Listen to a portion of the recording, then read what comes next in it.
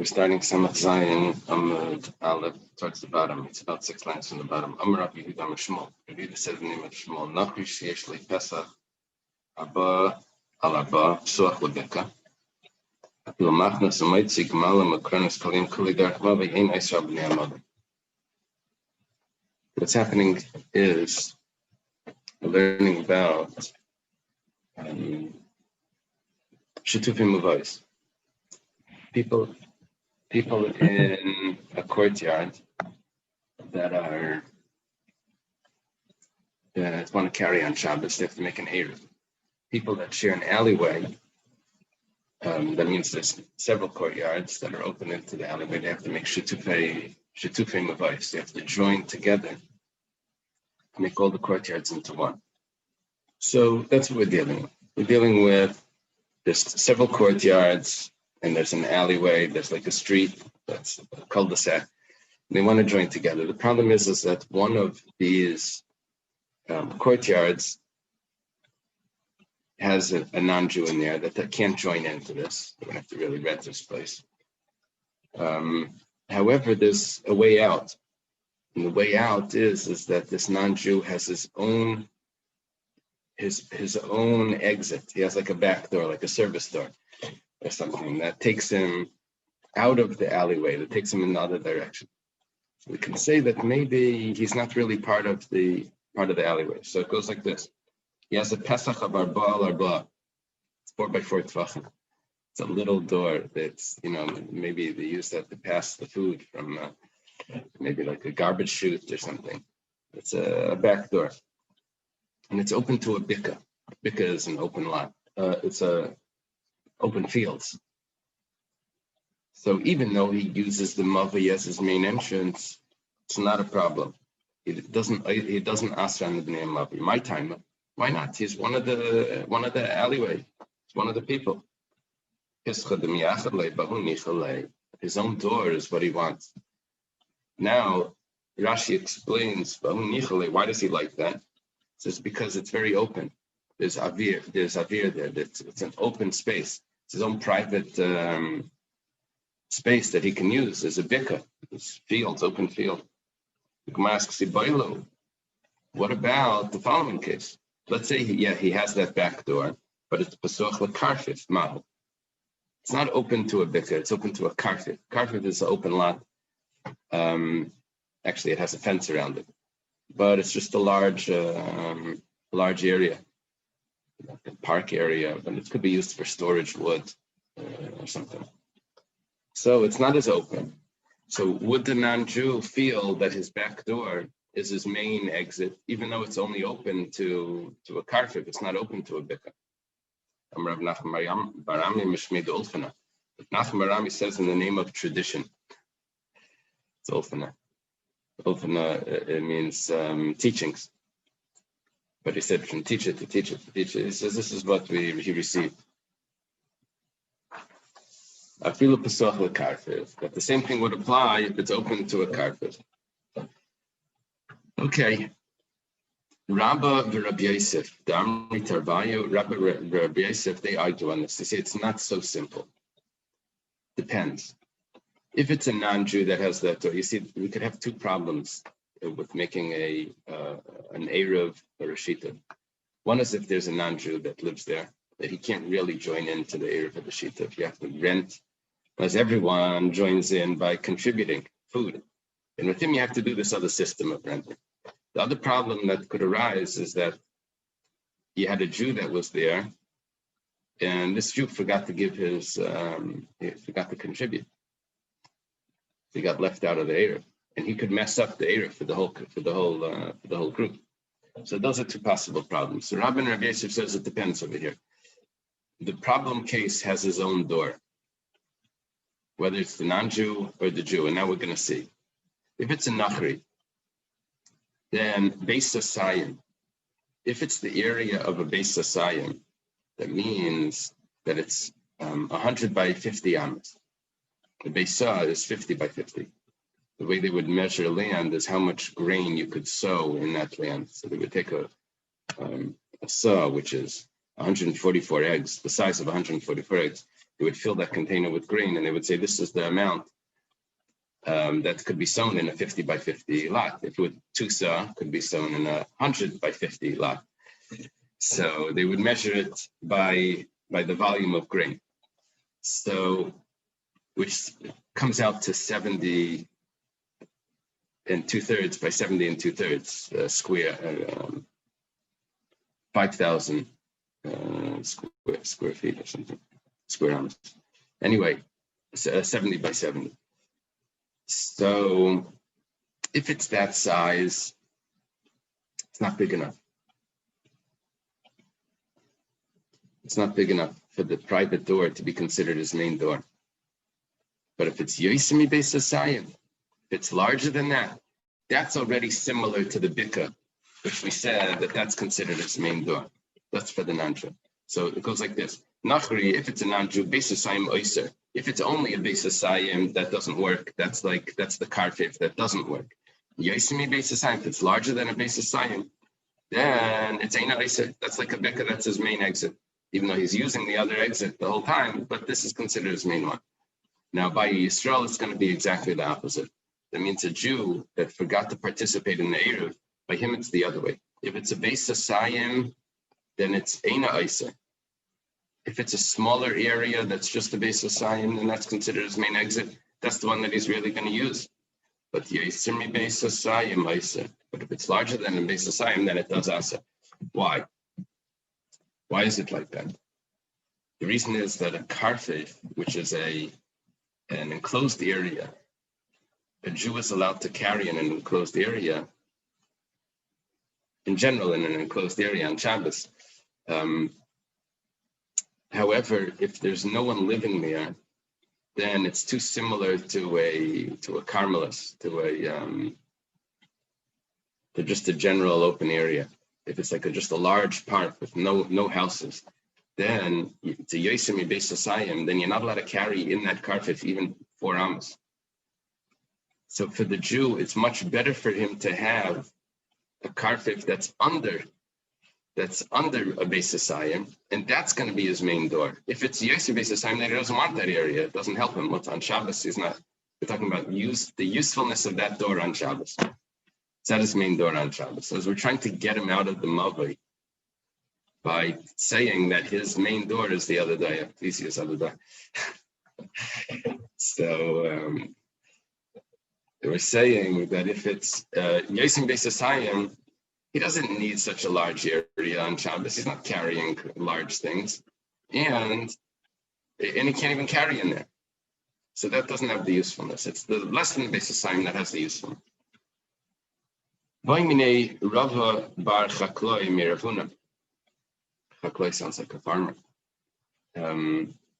Rava bar Chakloi asks of Ravuna, Pasuach lekarfif mao, exactly the same thing that we just spoke about, but he asked it as a question, and then let's see what's going on.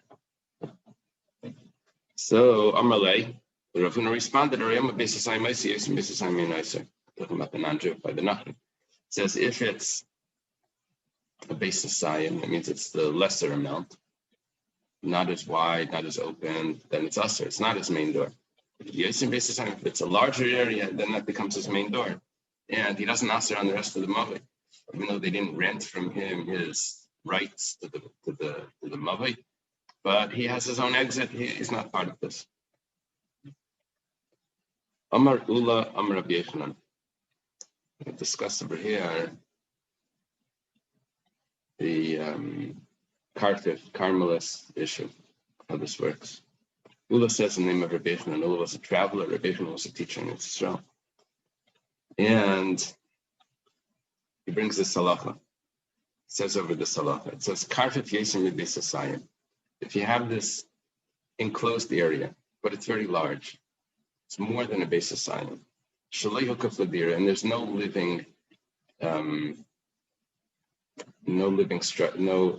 dwelling structures in that. There's no residence in that whole area.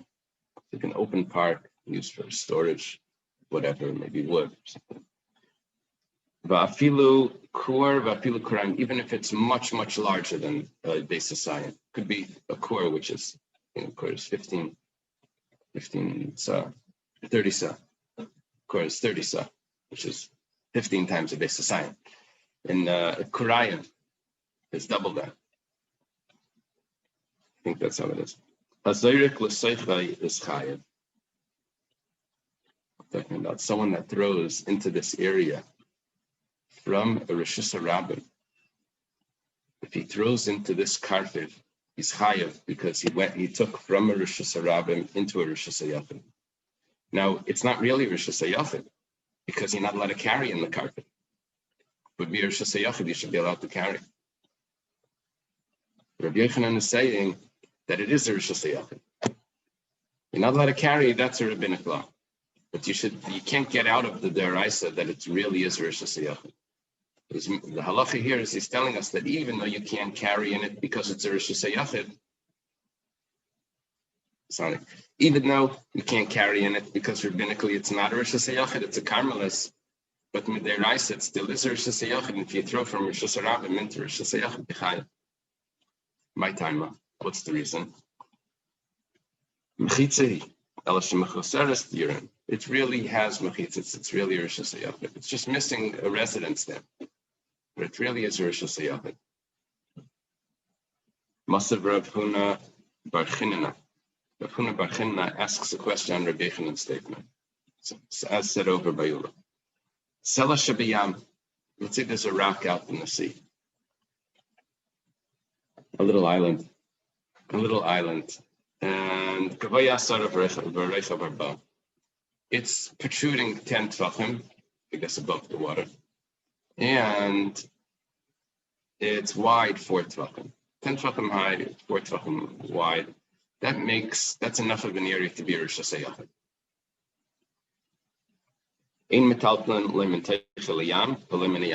You can't carry from the ocean onto the rock, or from the rock onto the ocean. Pachis mikan, but let's say it's under 10 tvachim. It's not as tall. So then, metalton. Then it's considered a Carmelis. And the Yam is a Carmelis. The ocean is a Carmelis. The Carmelis is like this middle sort of area, which we give the status of the Rishus HaRabim that you can't carry 4 amas in a Carmelis. And now we're learning that you can't carry from a Rishus HaYachid into a Carmelis. But however, from one Carmelis to another Carmelis, yeah. In other words, if it's under 10 tvachim, then the rock has a status of a Carmelis and the sea has a status of a Carmelis. And you can't carry 4 amas off the rock into the sea, but you can cross the line because they're both the same sort of area, both the Carmelis. Ad kama, how wide? You can see what we're talking about over here. How wide is the rock? But from which we had two statements here. One was when it's too tall and you can't carry the issa. One was when it's short, when it's lower and you can carry. Now we're asking ad kama. Someone asks. 1 second. First we get an answer. Ad beis asayim. We're talking about that it's until a beis asayim. So from 4 tvachim until a beis asayim. The question is, which one were we talking about? We're talking about when it's too tall. After a beis asayim, the din changes. We're talking about when it's too short, when it's lower, and then after a beis asayim, the din changes. It's very vague over here. It doesn't tell. It's ambiguous what it means. Hey, which part of the brisa does it mean? Akama. Ilema seifa. If it's talking about the seifa, now the seifa said that if it's under 10 tvachim, it's considered a Carmelis, and you're allowed to carry from the rock into the ocean, and the opposite, from the ocean onto the rock. When are you allowed to do that? That's only if it's until a beis asayim. After a beis asayim, then it sounds like you can't. Beis asayim tefillah, you can't do it more than, you can't carry if the rock is more than a beis asayim. It's still a Carmelis. But Carmelis mikarmelis kamatel, what changed? Why should a beis asayim change the halacha? It's not 10 tvachim tall. Okay, let's go back to the Reisha. The Reisha said that if it's over 10 tvachim, then it's considered a Rishus HaYachid. And you're not allowed to cross the line from Rishus HaYachid into a Carmelis. And this is what it's saying. Sela shebayam gvoya sara b'reichel dalid. If it's 10 tvachim and 4 tvachim wide, then in metalplin limiteichel yam b'leim and ayam l'teichai, because that's a karmelis to Rishus Hayachid or Rishus Hayachid to karmelis. But kama, when is it considered a Rishus Hayachid? Ad beis hasayim, only if it's until a beis hasayim. What happens more than a beis hasayim? Then it becomes like a karfif that's more than a beis hasayim. Ha sela yesim beis hasayim, metalplin. You are allowed to carry. Alma, Carmelis, you see that it's a Carmelis. What are you telling me? That it's considered a Rishus Hayachid, according to Rabbi Yochanan. It's a kasha, chief to the Rabbi Yochanan's kasha and Rabbi Yochanan. Rabbi Yochanan says that if someone carries from a Rishus Harabim into a karfif that's bigger than a Beis Hasayim, it's really a Rishus Hayachid. From this brisa, it's clear, at least the way we're learning it right now, that an area that's larger than a Beis Hasayim is not a Rishus Hayachid. When am I not allowed to carry from the rock into the ocean? That's until it's a Beis Hasayim. Once it's larger than a Beis Hasayim, then it becomes permissible. It leaves the status of Rishus Hayachid. Oh, it leaves the status of Rishus Hayachid. I shouldn't be chayav if I throw into there from Rishus Harabim. It's a kasha on the Bechna. Amar Rava. Rava says, makes a sharp statement in the Bishua Bachinna, Rafuna Bachinna. Mantel yada tirtzi masnisa tif the mice of Leila Rabbi Yochanan. You don't know how to answer up prices. You're asking questions on Rabbi Yochanan. Can't ask on Rabbi Yochanan. You don't know how to learn the prices. It's liyolam really a resha. We're talking about the resha. Now we had a problem with the resha. With saying that it's talking about the resha. The resha said. The ratio was ended up with the kasha and Rabbi Yochanan. So really, it is talking about the ratio, the va'ad kama. When does this rule apply? When does this rule apply? The rule applies only if the rock is above 10 to the and it's wide 4 tvachim until it's a beis hasayim. But after beis hasayim, the rule doesn't apply. Now the Gemara is going to say that that's not exactly what it means, Vad Kama. We are talking about the Resha, the same case, but we're not talking about the Resha, we're talking about the diuk that the Resha gives us, what is implied from the Resha. So what does the Resha tell me? Vad Kama. It's the following, this is what it's saying. You're not allowed to carry from the rock into the sea, because it's a Rishus Hayachid into a karmelis, and you can't carry from Rishus Hayachid to a karmelis. But on the rock itself, metaltla, you are allowed to carry. And how big could the rock be for you to carry on it? Ad beis hasayim, till it's a beis hasayim. Once it's a beis hasayim, then you can't carry on the rock anymore 4 amos. We're not talking about carrying off the rock. That would tell me that it changes the status from Rishus Hayachid. It's not Rishus Hayachid anymore. That's not what we're saying. Really, it is a Rishus Hayachid. But once it leaves once it's larger than a Beis Hasayim, it becomes a karfif shleihuka fladira, which you're not allowed to carry midrabanan in such an area. But really, you can't carry off the rock as well. So yes, we're talking about the resha, that it's above 10 tefachim, and you can't carry off the rock. But we're not talking about the permissibility of then carrying off the rock if it's larger than a Beis Hasayim. We're talking about carrying on the rock itself, which the Bryce didn't talk about, but it could be medayik, that it was allowing it. When is it allowing it? Until it's a Beis Hasayim. After Beis Hasayim, you can't come. Yeah, the logical question that comes up is, what about all our continents? How does that work? It sounds like anything that's raised 10 tefachim, that's surrounded by water, should be considered that it's hukif, that it has a wall around it. I mean, really, it's hukif l'dira. I mean, we live on those continents. It should be fine. Tesis asked the question earlier. We had this discussion.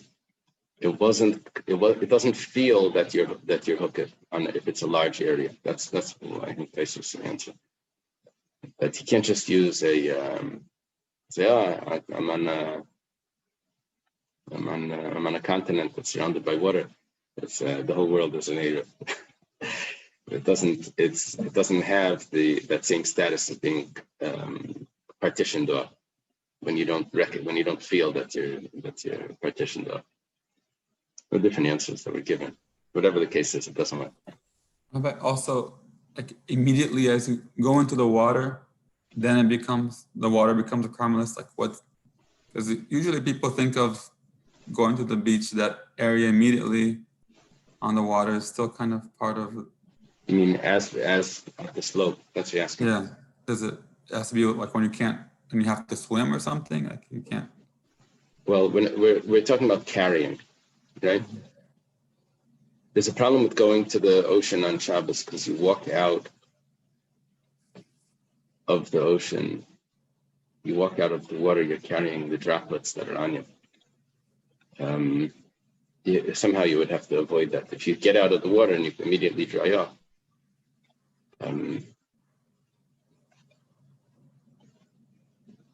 let's say this is our issue. You're in the water, you went for a swim, now you want to get back onto the rock. Once you get onto the rock, you're in the Rosh Hashanah. But let's say there's a slope, so then you could remain in the caramelist and dry off. That would probably help. We're talking about you're going to carry something. Whatever. Which rock is that this time?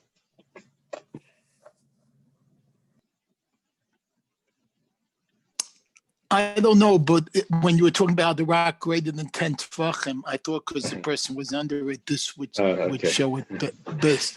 But when you talked about a populated island, I switched to this, which is the most populated island in the world. What is that? Migingo, Migingo.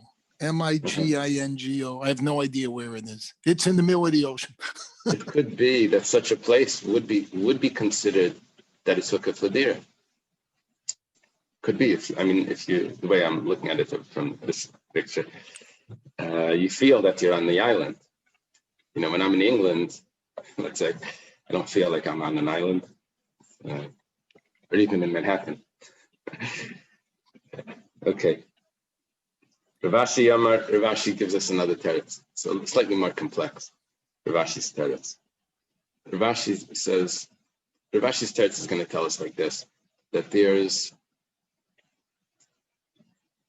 it's all Gzeira Midrabanan, the carrying in a karfif that's larger than a Beis Hasayim is similar to a Rosh Hashanah. So we said you can't carry that. So just like a huge park. Even though they're surrounded by a wall, but it's similar. No one lives there. It's similar to Rosh Hashanah. Carrying from a Rosh Hashanah to a Carmelist is also a din d'Rabbanan. Okay, now let's see if there's ever a conflict between these Xeris, or between these concerns. Then we'll see what the Rabbanan do. Rav Ashi says, Leila Maresha. Yeah, we're actually talking about the Resha, like we said before. What did we say? We said that a rock that's above 10 Tvachim is considered a Rosh Hashanah, and you're not allowed to carry from there to the ocean. What happens if it's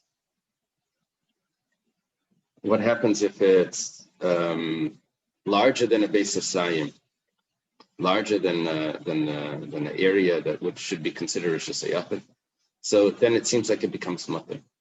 Now that was a kasha on Rabbi Yochanan. Because Rabbi Yochanan said that you're allowed that if you throw from a Rosh Hashanah, throw from a Rosh Hashanah into a karfif that's larger than a Beis Hasayim, it's considered a Rosh Hashanah as well. So you threw from a Rosh Hashanah into Rosh Hashanah. Oh, Rabbi Naftali.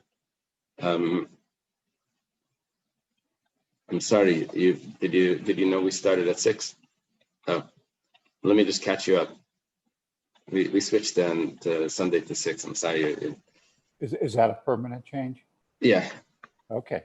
Yeah. So just what we're talking about here, we basically learned two points, and now we're on Samech Zayin Amud Beis by Rav Ashi Amar. We learned 2 points. One point was that if the person has a back door and he's not participating in the Shituf or the Eruv, And because of that, it's messing up the shita for the Eruv, because he didn't participate in it. He's one of the people of this complex. But he has his own back door out of the area. So then we consider his back door as his main exit, and he's not part of the complex. Before we said, at the beam of Atul Rishus and all of these complications, we have another solution. He has a back door. We just say that's your main. And then there were some details about how that worked. But anyway, that was the basic concept.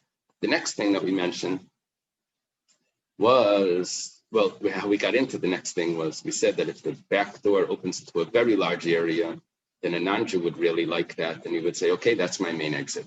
But if the area is smaller, then it's not his main exit. And we said by a Jew, it would be the opposite, because a very large area doesn't help a Jew as much, because he can't carry out into that area. But if it's a smaller area, then that would help the Jew more, and that would be his main exit. In other words, if the Jew didn't participate in the area. Having said that, then we have a statement from Rabbi Yochanan that discusses these large areas. It's called a karfif. That's hukaf ladira. That's not hukaf ladira. It's partitioned off, but there's no one that's living in that area. So we're discussing, if someone takes from a Rosh Hashanah into that large karfif, is he chayiv? Chayiv chatas. Is it a biblical violation to carry from Rosh Hashanah into Rosh Hashanah? Now, in that area itself, you can't carry rabbinically. Rabbi Yochanan says that Yechayev. We had a discussion about if you're on a rock, and the rock is larger than a Beis Hasayim. We said that you were allowed to carry. That's what the Brisa seems to say. You were allowed to carry from there into the ocean. Now, the ocean is a karmelis. You're going from a large area, which Rabbi Yochanan calls a Rosh Hashanah, and you're taking it into a karmelis, and you're allowed. It's a problem. If it would be a karmelis, which would make you potter, if you threw from a Rosh Hashanah into it, then you would be allowed to carry from the rock into the ocean, no problem. But if it's a Rosh Hashanah, why are you allowed to carry into the karmelis, into the ocean? With the Rabbanan, it should be Asa. That's where we're holding. Rav Ashi is going to explain why. Thank you. Rav Ashi says, Lo'ilam HaReisha, really, we're talking about the Reisha. Yeah, it becomes permissible to carry from the rock, which is a Rosh Hashanah, and it's going into the ocean, which is a karmelis. Hey Namar v'Hei Namru. The Rabbanan made one gezerah, they made another gezerah. They were matir it here, and they allowed it. Hey Namru, the Rabbanan said, that's their rule. Really, a karfif that's larger than a Beis Hasayim is considered a Rosh Hashanah, and there's no problem. Hey Mamru, the Rabbanan said that you're not allowed to carry more than 4 amas in such an area. It's too similar to a Rosh Hashanah. And we don't want you carrying a Rosh Hashanah 4 amas. We don't allow you to carry in a karfif. They also said that you're not allowed to carry from Rosh Hashanah into a karmelis. Now, a karmelis is not a Rosh Hashanah. There should be no problem. The Rabbanan said that you're not allowed to. We had this discussion when the Eruv was down on Shabbos. Were you allowed to carry from your house, out of your house into a karmelis, your front lawn, to get to the sukkah? They said you're not allowed to. The Rabbanan said you're not allowed to. Beis Hasayim, the Shari Tatuli Kula. If it's a Beis Hasayim or less, it's a little confusing when it says Beis Hasayim. It means it's not more than a Beis Hasayim. So then you're allowed to carry in the whole area. Why? It's a Rosh Hashanah. Asi Rabbanan l'Toltulei, the Rabbanan said that you're not allowed to carry. You can't carry into the karmelis, into the ocean. It's a Rosh Hashanah. Can't carry from there into the ocean. My timer. What's the reason? Rosh Hashanah Gemurah. It's a complete Rosh Hashanah. It's a regular Rosh Hashanah. Yes, Beis Hasayim. However, if the rock is larger than a Beis Hasayim, the asal little tulei kulim, you're not allowed to carry 4 amas there. So sorry, Rabbanon Toltuli mitaychel liyam lemenayam letaychel. The Rabbanon said you're allowed to carry from such a Rosh Hashanah into a karmelis. My timer. Why? Dilma Amri, if they don't allow you to carry from that Rishus HaYachid into the Carmelis, it's possible that you may say, Rishus HaYachid Gemurhi, it's a regular Rishus HaYachid, Vasil Tatul Bekula. If they don't make you think it's a Carmelis, then you're going to think that it's a Rishus HaYachid and I'm allowed to carry 4 amas on it. So they want you to know that it's not a regular Rishus HaYachid. So to avoid you carrying 4 amas on the rock, they tell you can carry off the rock into the ocean. And that way you'll recognize that this is not a regular Rishus HaYachid. If they would tell you that it's also to carry off the rock, say, oh, so I can carry on the rock because the rock is a Rishus HaYachid. So they tell me that I'm not allowed to carry on the rock because it's too large. But in order to maintain that, they have to tell me that therefore I'm allowed to carry off the rock into the ocean because it's a Carmelis. And that's the whole issue of carrying from a Rishus HaYachid into a Carmelis was only rabbinic. So they took away that rabbinic law in order to maintain the other rabbinic law to strengthen the other rabbinic law that you're not allowed to carry on a rock that's on a karfif that's larger than the basis of. Mar says they're playing with this. They took away one rabbinic law for another rabbinic law. I mean, why do they have to do that? Which one is more important to you? Obviously one is more important. So the Gemara explains, carrying on the rock is more common.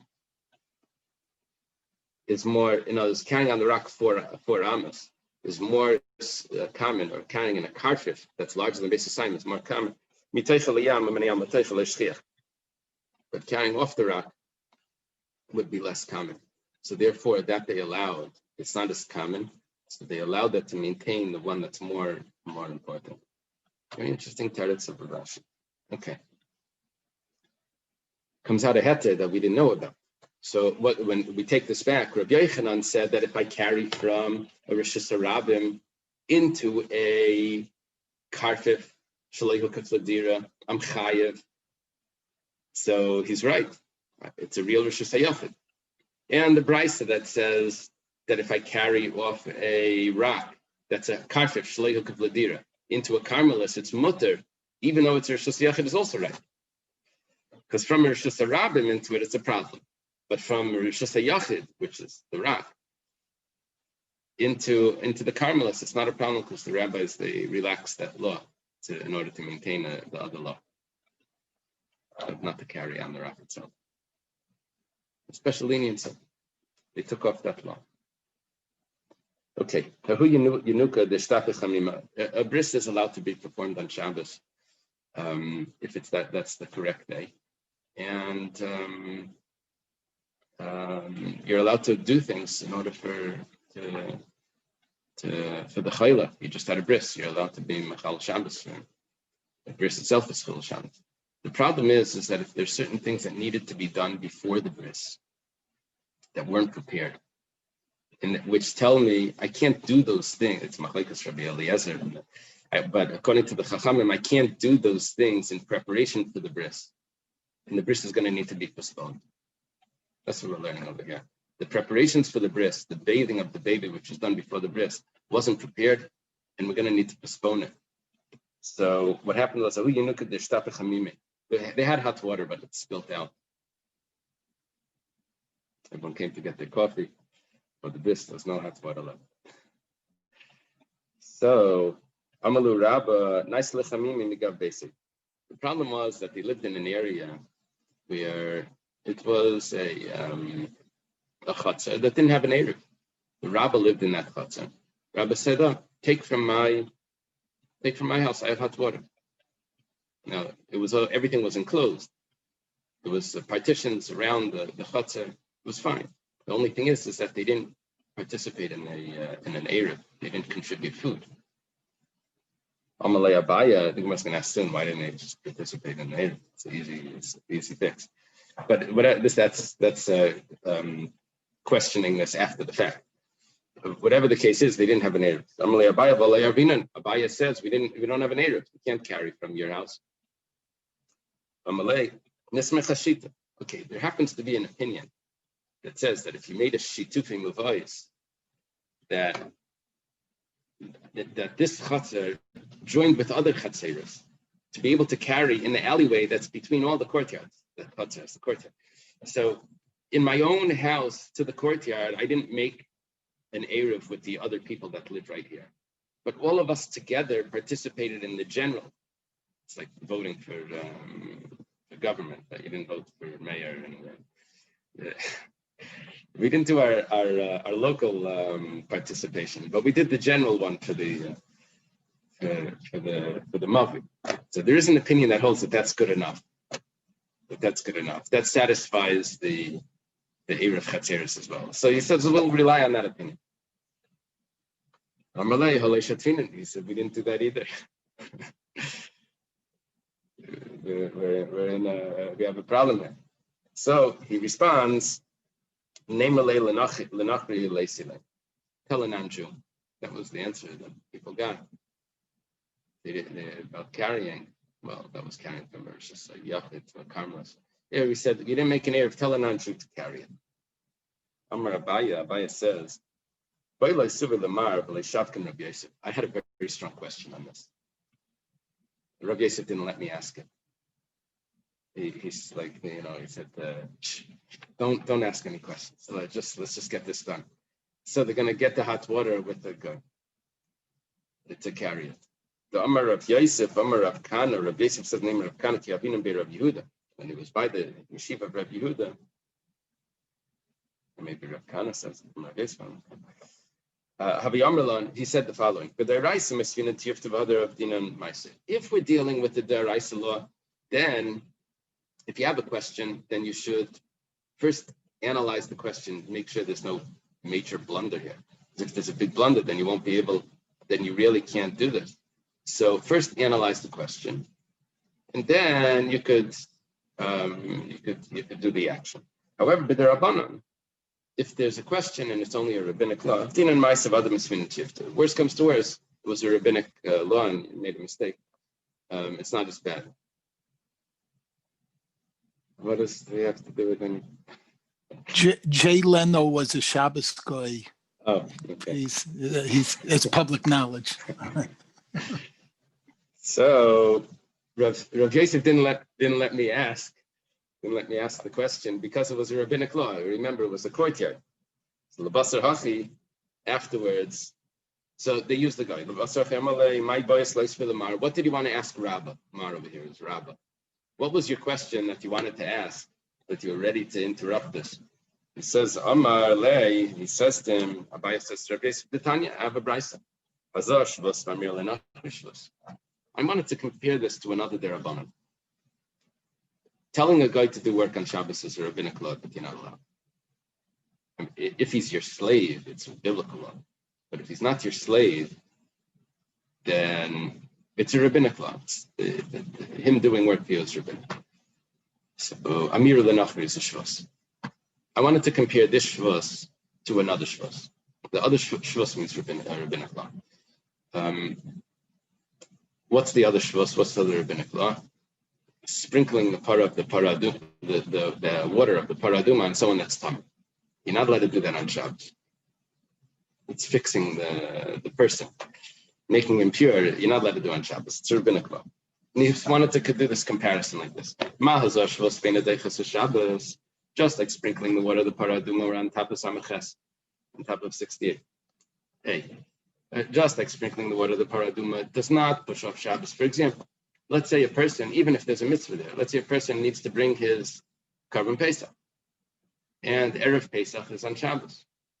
I think that's this year, I think. Erev Pesach is on Shabbos. You can't bring the carbon Pesach because he's tamei. But if they sprinkle the ashes on him, he would be able to. But you're not allowed to. Even though I have a biblical law that I could fulfill, but I don't do the rabbinic. I don't violate the rabbinic law to be able to do that.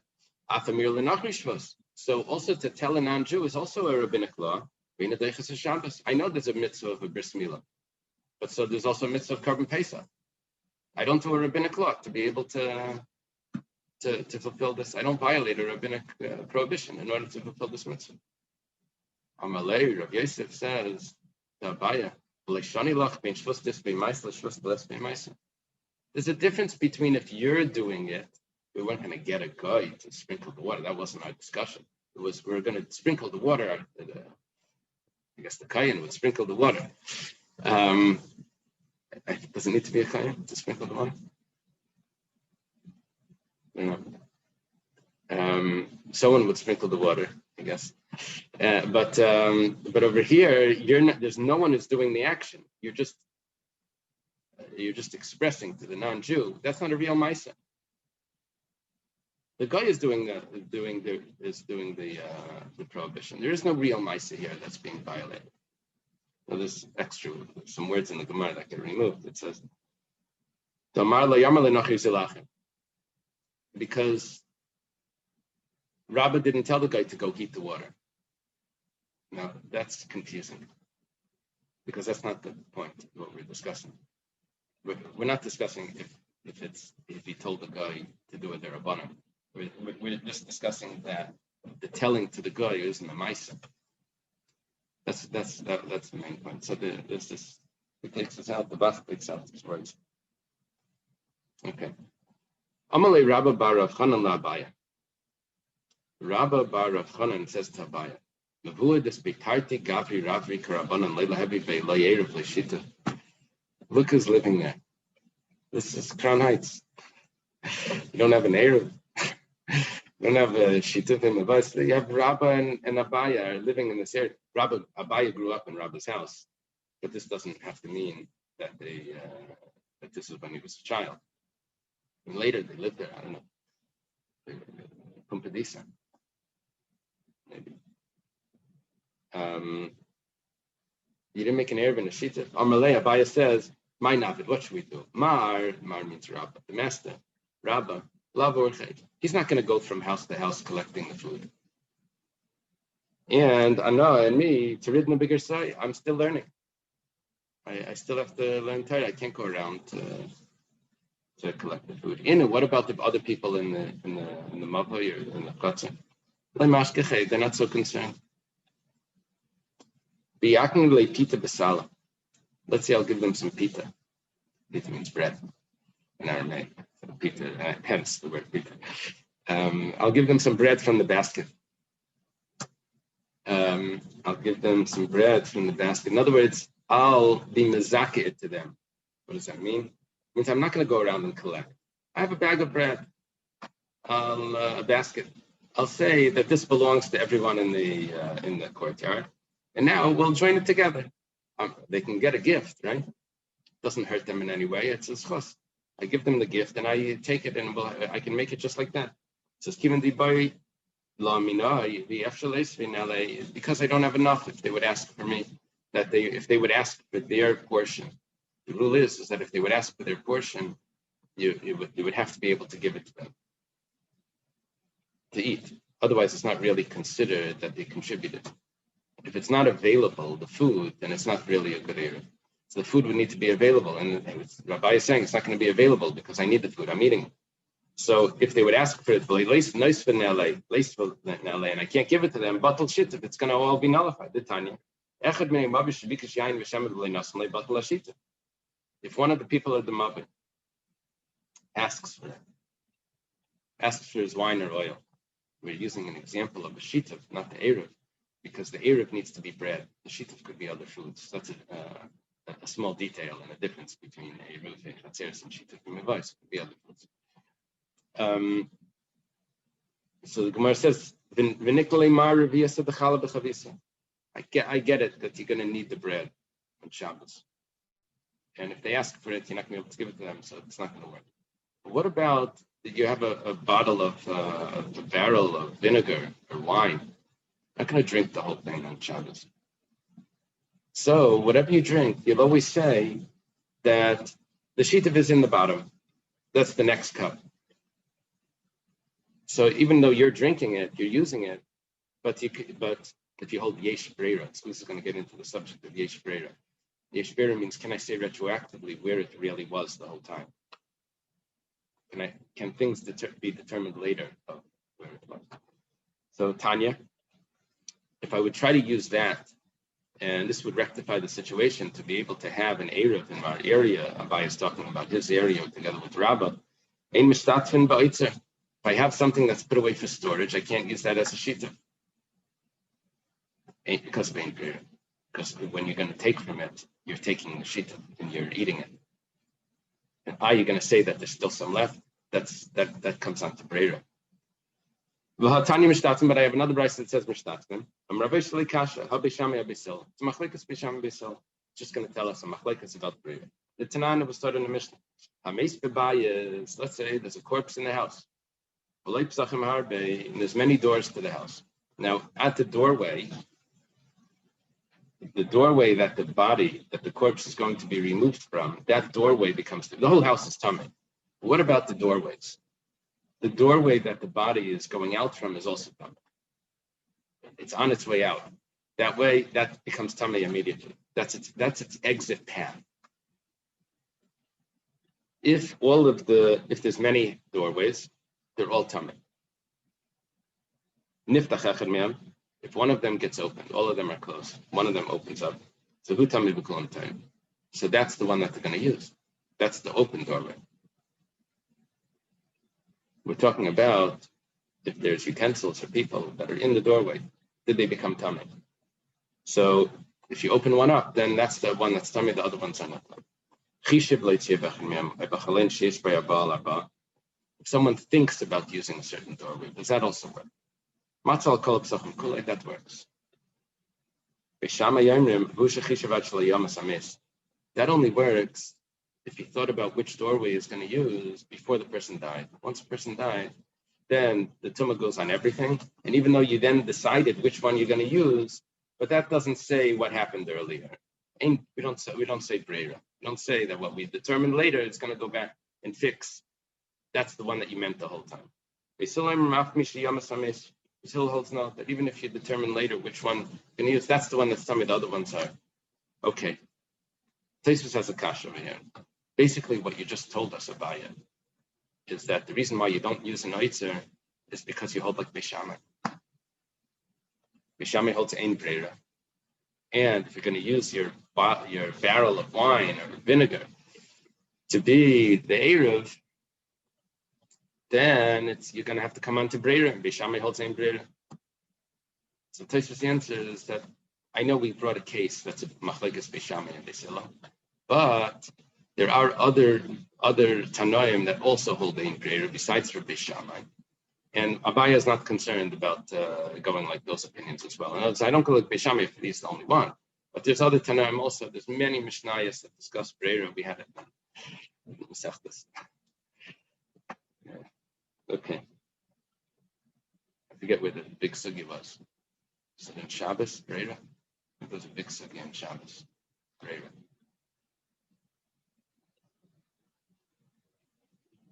I don't remember. It was a big sugi. It took like 2-3 days, I think. Okay, Ahu Yanuka, there was a child that was getting ready for a bris. The water spilled, just like our other story. The hot water spilled, so they're going to have to postpone it. Amalu Rava, Neshaila le'eme, Yitzricha, Nachem le'nachri agaveme. Now, the child doesn't need the water unless he's having the bris. Now, because they would wash the baby before the bris, and they would wash the baby after the bris. After the bris would have been lenient because he would have been in sakana. You'd be allowed to, but you can't do it. You can't wash him before the bris because you're going to then do the bris. You have to postpone the bris because you didn't. It's not set up. The prerequisites weren't there. So, Rava says, what about the mother? The mother is your ledes. She's a chayla. Now, I know after 7 days, you're not Machal Shabbos for her, but you can get a guy to be Machal Shabbos for her if she needs. So ask the mother if she needs hot water. And then we'll get a guy to heat the hot water for her. And then we'll use the water for the, isn't there a problem of having extra? There's a problem with shiurim. Maybe there's not a problem. This was a Gemara in Menachos we had. That riba b'shiurim, if you're allowed to add more to cook, you can't really add more. But maybe when a non-Jew does it, it's not a problem. Maybe that's the solution. Because the Gemara said somewhere that if you shecht an animal for a chayla, because the chayla needs meat, then everyone is allowed to eat from it, even a healthy person. Because there's only one ma'aser shechita, and I didn't add anything if I took a larger animal. It's the same shechita. But if I cook food for a chayla, I can't have other people eat because you may put more in the pot, thinking that other people are going to eat it. So we say before we start that no one else is going to be allowed to eat. Over here, for some reason, it's allowed. Okay. Amalei Rav Masharfi L'Rava, Ema Ka'achla Tamri. The mother's eating dates. Mother's eating dates. He's saying that she's a chayla. This is today we would say the kid's eating pizza. Let's say the students. We say I'm not feeling well. I don't want to come to class. So let's see after breakfast. That's what I tell them. Let's see after breakfast. Then I watch them by breakfast, eating Cocoa Puffs. Yeah, you're fine. Okay. So, Amalei, Eimer, Tunva Balma Dinakatla. No. Tunva Balma. The fact that she's eating dates and she doesn't need hot water, that's because she had a temporary insanity. She's so sick. She doesn't even know that she shouldn't be eating pizza. So it doesn't mean that she's healthy. Okay, That would be like the kid saying Cocoa Puffs. Those are the healthiest things. That's right. Yeah.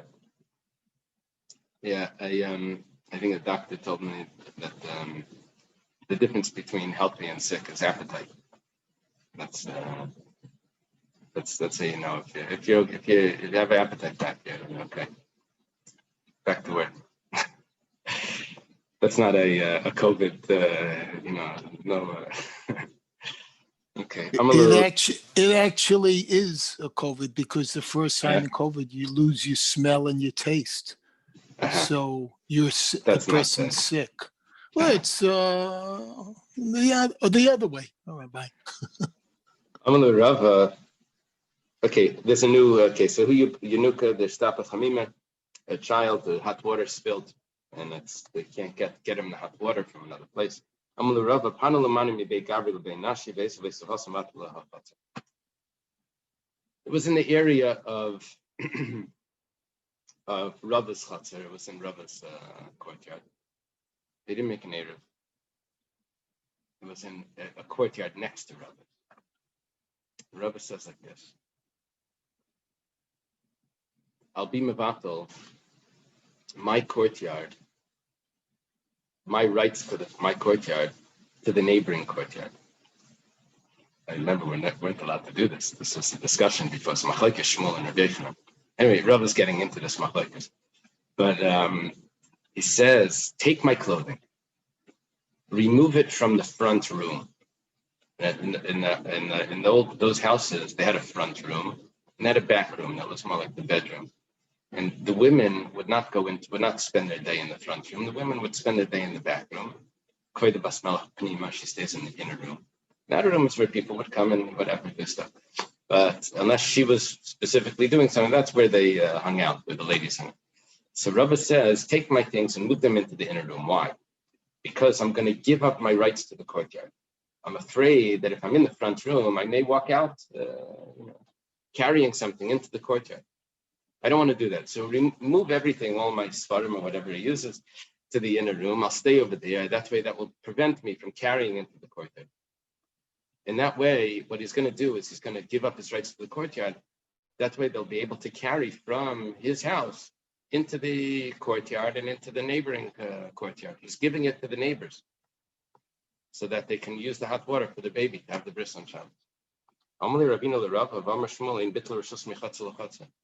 We had a Gemara several days ago. Shmuel holds that you're not allowed to be mevatel from one chatzar. Shmuel said only Arvin va'isrin. Then you're allowed to be mevatel. But this you're not allowed. Amar lei, anak Rabbi Yochanan tzrelei. That's not a problem for me. I don't hold like that. I go like Rabbi Yochanan. Rabbi Yochanan said you are allowed to be mevatel.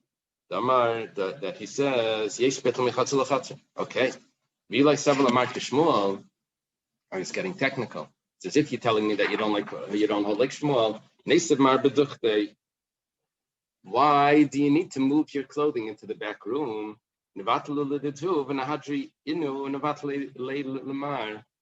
Shmuel says that ein mevatlin v'chayzinu mevatlin. If you're mevatl your rishus, you can't get it back. But there are other shitas that hold that you can get it back. They could be mevatl it back to you. So you can do this trick. You're mevatl it, they carry the water over, and then they mevatl it back to you and you get it back. They say, we don't need your rights anymore, you can have your rights back. Now, if you hold of Shmuel, then you're not allowed to do it. If you hold of Shmuel, then you're not allowed to be mevatl to another chatzah. But you claim that you don't hold of Shmuel. Okay, fine. You don't hold of Shmuel. Then why do you have to move your things? Shmuel's other opinion is that you're not allowed to be mevatl it back. But if you don't hold of Shmuel, they'll be mevatl it back. So the Amar Rav mevatl mevatl. Rav holds that you are allowed to be mevatl it back. One person can be mevatl, give up his rights. Another person can give it back when he's done. Umar says, "I pick and choose. This one I hold like Shmuel, and that one I hold like I don't hold like Shmuel. I hold like Rabbi Yechon." Umar says, "What's the reason why ein mevatl mechayzin mevatl? My time ein mevatl mechayzin mevatl amishum b'kivan the batli l'rishus. What happens when you're mevatl your rishus? Estalach lemahachal legamri v'havelek ben chotzer acheres. Why does Shmuel hold you're not allowed to do it? Because when you give up your rights to the courtyard, you become like you don't belong there anymore.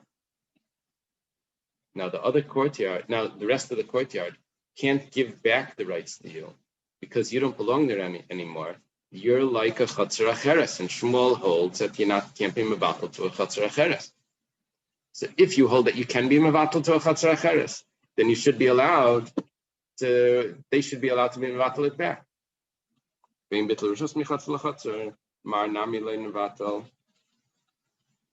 shouldn't be allowed to be mevatel.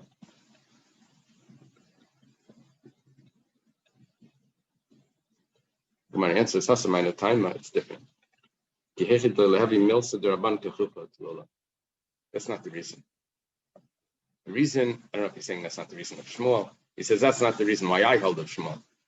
My reason why I don't allow you to be mevatel it back and forth is because you're turning the rabbi's laws into a joke. It's a joke. Mevatel it back. The whole law is going to just disappear. You're making it like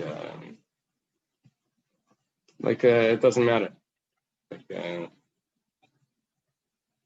litzanas. Gufa. Learned before. Rabba mevatel mechitzin mevatel Shmuel amrein mevatel mechitzin mevatel. You have the machlekes if you can be mevatel your rights to the area to allow everyone else in the area to carry. And then other people can be mevatel it back to you, give it back to you, so then you can carry in your area or whatever. Can you get it back or not?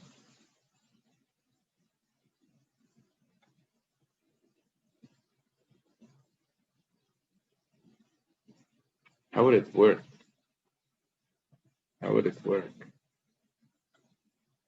If you had to give up your rights because there's a problem here, how would they give it back to you? If it's two chatzeros, I understand. Okay, I'm not sure. Let's see. Maybe the machlekes about mevatel and mevatlin is really a machlekes between the Rabbanan and Rebbe Lezer. Now the Gemara is going to explain over here that when someone is mevatel his rights to the courtyard, is he also mevatel the rights to his house? In other words, the common area is the courtyard. So he has a problem. He's creating a problem because he's not joined into the Eruv like everyone else. And he has rights to that courtyard. There's one person that didn't join in. So he gives up the rights to the courtyard. Does he also give up rights to the house? Now, what we're saying is that because we have a machlekes of mevatlan, meches, and mevatlan, which we wanted to learn, that means that you're like in a different courtyard once you give up your rights. And that's why you can't get it back, because ein mevatlan mechatzel lechatzer, from another courtyard, you can't get it back. But maybe this is dependent on, do you give up your rights to your house as well? If you give up your rights to your house also, then it's like you're in a different courtyard. But if you don't give up your rights to your house, then you're not 100% out of here. You're still considered in this courtyard. And that could be the machlekes Rav and Shmuel. If you're allowed to do this, is really a machlekes. If when someone's mevatel his rishus, he's also mevatel his house, the rights to the house. That's a machlekes Rabban and Rabbi Lezer.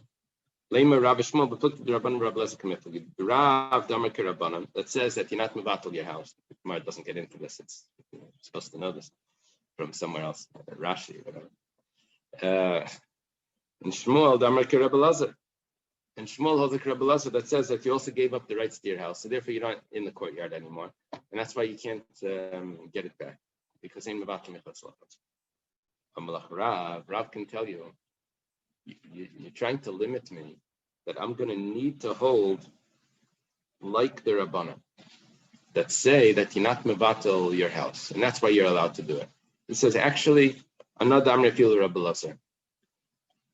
You could even do mevatlan, v'chezin mevatlan, my shita, even according to Rabbi Lezer. Rabbi Lezer holds that you give up all the rights. Ad kan lekam Rabbi Lezer also mevatl rishus chatzerei rishus beisei bittel. Over there, when does he say that if you give up your rights to your house, give up the rights to the courtyard, that means you also gave up the rights to your house, and you're just a guest. Mishum debebayis b'lei chatzelei dari inshi. Because what's the house without a courtyard? That means you gave up the whole thing. Avalinyan istaluke miyamar. But does he consider you to be like you belong to a different courtyard? No. It's just that's house and courtyard go together, but it doesn't mean that you're in a different courtyard. You're not a chatzer acheres. Shmuel Amar, another Amar Fil Karabanan. Shmuel says you can't limit me to that. I hold a Rabbi Lezer that says you're totally given up. I can even go like the Rabbanan that you just gave up the courtyard, and still you can't do it. Adkan like Rabbanan Hasamelamai the bottle lay bottle. Over there, the Rabbanan said, well, you gave up the courtyard, you gave up the courtyard. The house you didn't give up. Avalamai the bottle miaustalik lagamri. But what you gave up, you become your courtyard. You in the courtyard, you're like a different rishus. It's not. You tried to say lema katanai. It's not a lema katanai. It doesn't fit perfectly. Amar Rav Acha bar Chanam Rav Sheshes Kitanoi. Rav Acha bar Chanam says in Rav Sheshes, no, it is Kitanoi. It's a different Tanoi, different machlokes. Misha Nasim Rishusai V'Haitzi. If someone, this is going to be a Mishnah in Samach Tos, the next page. We'll get to it. Someone gave up his rights. So he now allowed everyone in the courtyard to carry, but he's not allowed to carry from his house to the courtyard. But everyone else from their houses to the courtyard can carry. Can they carry from his house as well? That would go back to the machlekes Rabbi Lezer and Rabbanan. If he's also given up his house, then they can carry from his house. He can't, but they could go into his house and carry. That's part of that machlekes. However, this fellow then goes and he carries out of his house. He violated the bittul rishus. It becomes nullified. We took it back. Divrei Meir. That's what the Meir holds. Rabbi Yehuda says b'mezid aser b'shegig gein ha'isa. Rabbi Yehuda says that b'mezid it aser, but not b'shegig. What's going on over here? My laba kamitlagin. Maybe this is machlekes. The Mar Savar levatlan v'chesron u'mevatlan. The Meir holds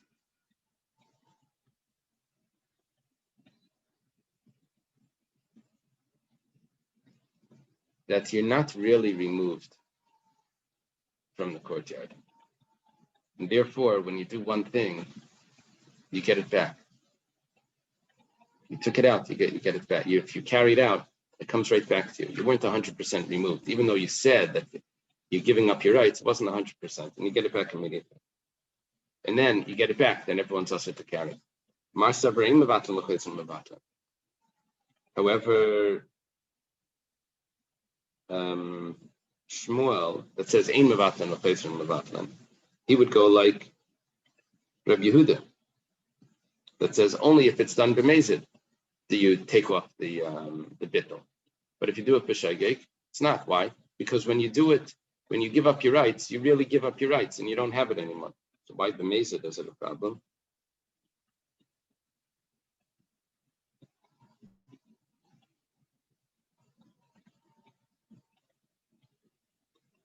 How can you get it back? I'm not sure. Amar Ravacha bar Tachlifim Shmei the Ravaloi. Ravacha bar Tachlifim says, no, that's not the machlekes.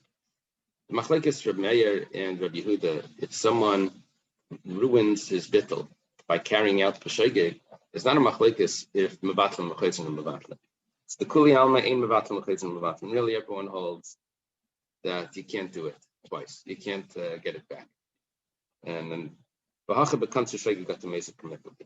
It's machlekes of kanzer shegeg got the mezid. In general, there's a concept like this. If anything that's done b'mezid would ruin it, do we say that if you do it b'shegeg, it's similar? So marsavar kanzer shegeg got the mezid, and marsavar kanzer shegeg got the mezid. That's machlekes. It's nothing to do with mevatlan or chaytzim mevatlan. Do we say that shegeg has the same status by mistake, has the same status as if you would have done it b'mezid? Ravashi says Rabbi Shmuel beplugta the Rabbi Elazar Rabbanan Kamifli. He goes back.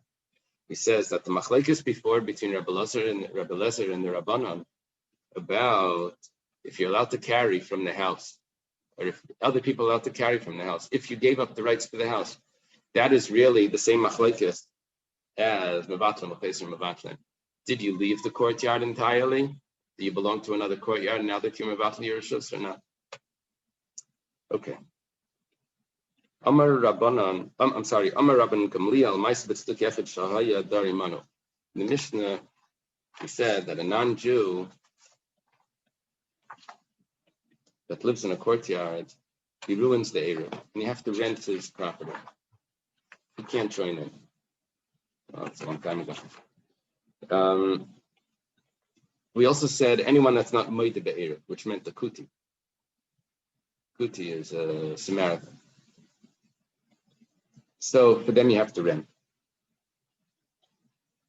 Ram Gamliel said that a Tzeduki lived with us, and he was able to be mevatel his rishos. It means you don't have to rent. Could have joined in the Eruv, and he didn't want to. He's a Tzeduki, but he could be mevatel his rishos. That means a Tzeduki, a Jewish person that doesn't believe in rabbinic law, is able to join it. It's not considered like a non-Jew or a Samaritan. The Gemara asks, the Mishnah wasn't talking about a Jew that was a Tzeduki. A Sadducee, right? That's what they call it. We weren't talking about that.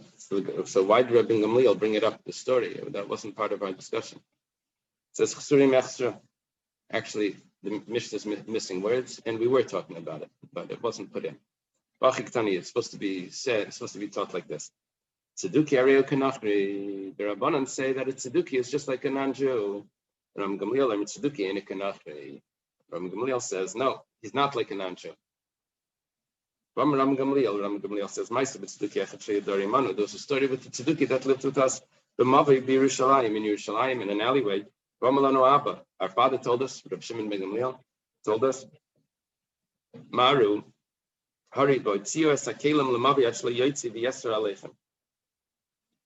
right away, use the bittul that he just did and carry out so that it should take effect. Start to carry so that you should acquire his rights. He just gave up his rights, right away carry. Tanya, and we even have a brisa that says this. Hadara Manachri, Tzeduki by Tusi Arielo Eisrim Alav. This Vahatanya has been inclusive. It's not usually Vahatanya, it's a question. Mechusa means it's said in a straight way, not in as a question. Because v'hakamina, and this is what was taught as opposed to but it was taught. So, and this is what the Brisa says: a nachri, a non-Jew, a tzeduki, or a baitusi, baitusians. All of these aser on the opinion of the Tanakama. Aser on they make the Erev Batal. Gamliel am tzeduki baitusi in nice. No, ma'aser b'tzeduki achad. I don't know if you're supposed to say that. There was a story with the tzeduki sheyadar im the Rashash, which is this to Rab Shimon ben Gamliel, that was living with Rab Shimon ben Gamliel in the same mavi, the mavi b'Shalayim. Va'amalem Rab Shimon ben Gamliel lebanav. Rab Shimon ben Gamliel told the sons, we have this story from Rab Gamliel. The Brisa has it from Rab Shimon ben Gamliel, right? Rab Gamliel says, my father told. Rab Shimon ben Gamliel tells his sons, B'ni, mara v'tzion mashat v'tzion, carry what you need to carry out. V'chnisim mashat v'chnisim, ad shelo yetzi hatoyev hazeh b'yosher aleichem.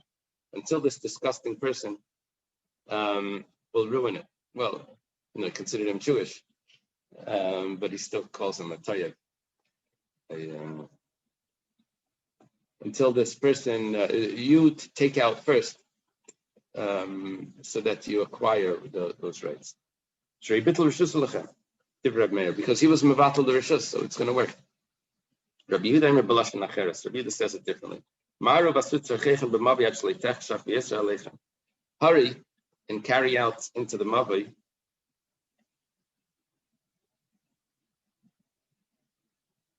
before dark. He holds, Rabbi Yehuda holds that Rabbi Shimon ben Gamliel didn't really hold that he was Jewish. It doesn't really work. You have to carry before him. Amar Mar was taught. We learned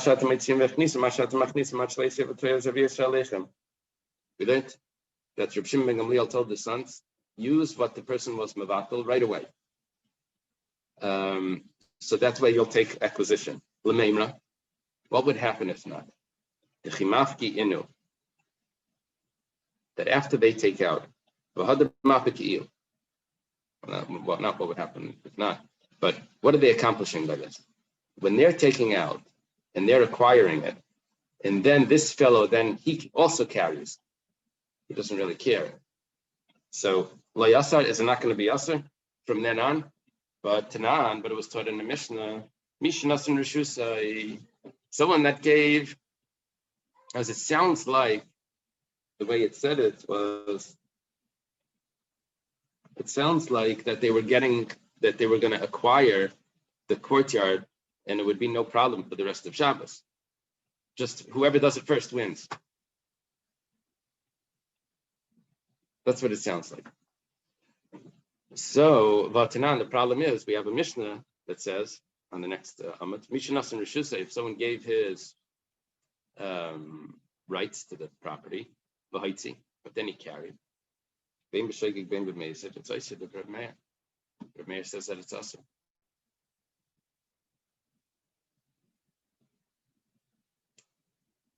So he's going to mess it up in 2 minutes. He's going to carry out the tzeduki. Amar Rav Yosef, Eima Ina Isa. Switch it. Say that he says Ina Isa.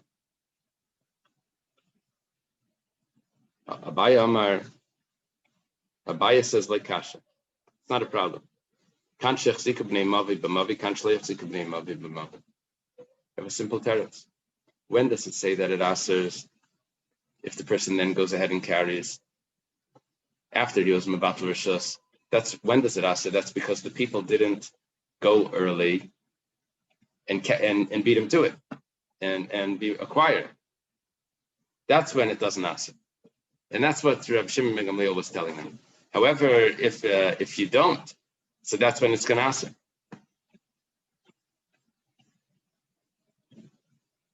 Vatanya, this Vatanya is again benichusa. It's read straight. Before a person gave his rights, he's still able to be mevatel his rishus. There's a chiddush here. The chiddush is that he carried bein b'shegig bein b'mezid. He carried, even though he's allowed to be mevatel his rishus, even though he just carried the mezid. You follow that? It means he's a mummer l'chal Shabbos, at least. And nevertheless, he's allowed to be. Divrei Reb Meir, that's what Reb Meir holds. He's allowed to be mevatel then. Rabbi Yehuda Aimer b'shegeg yachal levatel, b'mezid ein yachal levatel. B'mezid he can't, because Rabbi Yehuda holds that a machal Shabbos can't be mevatel. That's similar to what he said before. Misha nasan rishusai v'hoitzi. If someone already gave his rights, it was mevatel his rights to the courtyard, and then he goes and carries. Bein b'shegig b'mezid oisa divrei Reb Meir. It's Isa. That's what Reb Meir says. Rabbi Daimer, b'mezid Isa, b'shegig ein Isa. Rabbi Yehuda says, no, it depends. If he carries b'mezid, then he nullified it. But if he carried b'shegig, he doesn't nullify it. He said that was a seira. It was shegig got the mezid. That's how we learned it. But when do we say all of this? That's only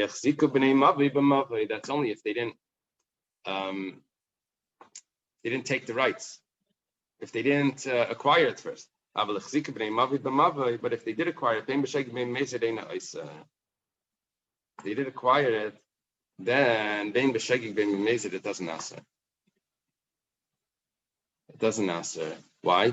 Because once they get the rights, this fits with what Reb Shimon ben Gamliel was telling his sons. Once the Bnei Mavi acquire it, it doesn't go back to them. Yeah, let's leave it over here.